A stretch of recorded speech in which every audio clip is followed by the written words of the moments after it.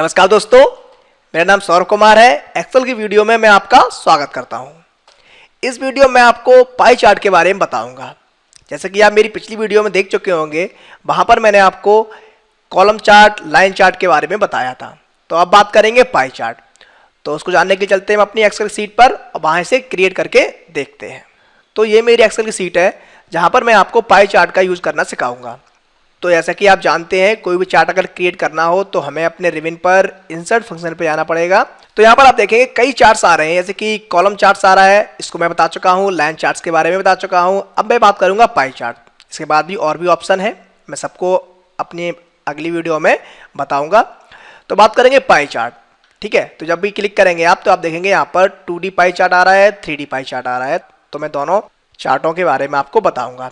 अब क्रिएट कैसे करते हैं, मैंने अपनी पिछली वीडियो में बताया था। आप चाहें तो क्लिक करके फिर आप डेटा को सिलेक्ट कर सकते हैं, नहीं तो आप पहले डेटा को सिलेक्ट कर लीजिए, उसके बाद आप पाई चार्ट पे जाइए और क्लिक कीजिए तो आपका चार्ट सामने आ जाएगा। तो यहाँ पर देखा, हमारा चार्ट जो है, हमने पाई चार्ट लिया है वो यहाँ पर आ गया है।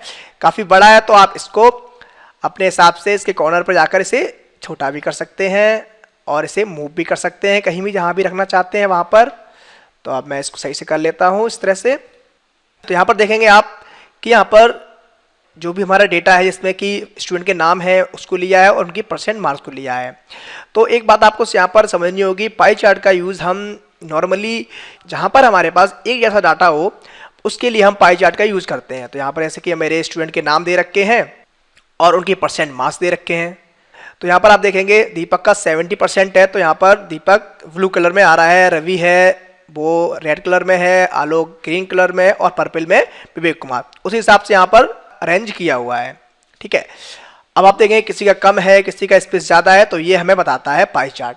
अगर आप यहाँ पर कुछ कम कर देते हैं, ऐसे मैं यहाँ पर कर देता हूँ 40%, तो आप देखेंगे यहाँ पर 40% का कुछ कम हो गया। ग्रीन है ना आलोक, तो वो कम हो गया है। तो इस तरह से हमें ये इंडिकेट कर रहा है कि किसका कितना परसेंट मार्क आया है पाई चार्ट के द्वारा। अब आप अगर टॉप पे देखेंगे, यहाँ पर चार्ट टूल्स आ रहे हैं, तो इस पर 3 ऑप्शन आ रहे हैं। डिज़ाइन का आ रहा है, लेआउट और फॉर्मेट्स। तो डिज़ाइन पे चलते हैं, डिज़ाइन पे देखते हैं क्या होता है।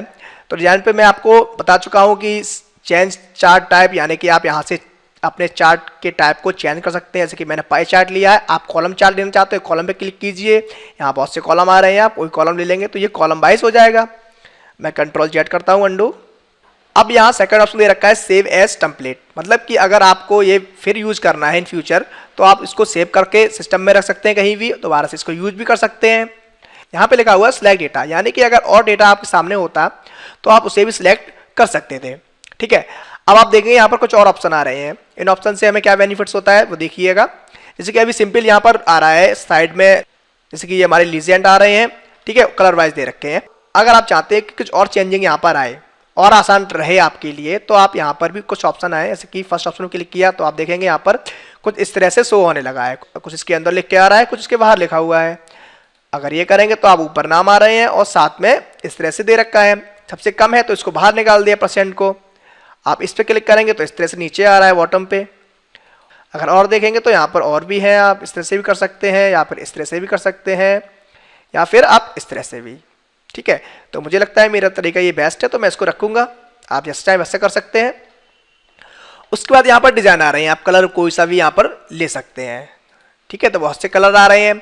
अगर बात करूँ 3D की, जो मैंने आपको बताया 3D होता है, 2D होता है, तो 3D का ऑप्शन नीचे आ रहा है। आप 3D में भी कन्वर्ट कर सकते हैं। जैसे कि यहाँ 3D में ये कुछ दे रखे हैं, मैं इस पर करूँगा तो देखेंगे आप कितना अच्छा लग रहा है 3D में, है ना। अगर आप इसका बैकग्राउंड चेंज करना चाहते हैं तो बैकग्राउंड भी नीचे से चेंज कर सकते हैं। यहाँ पर ब्लैक बैकग्राउंड के साथ में दे रखे हैं, तो मैं ये ले लूँगा, तो ये भी आपके आ गए हैं।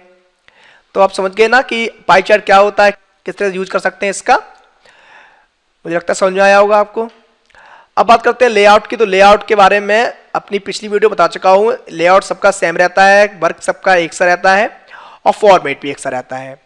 तो मैं अभी इतना ही समझाऊंगा। अगली वीडियो में आपको अपने नेक्स्ट चार्ट जो आ रहा है बार चार्ट, उसके बारे में बताऊंगा। तो मिलते हैं नई वीडियो में, तब तक के लिए धन्यवाद।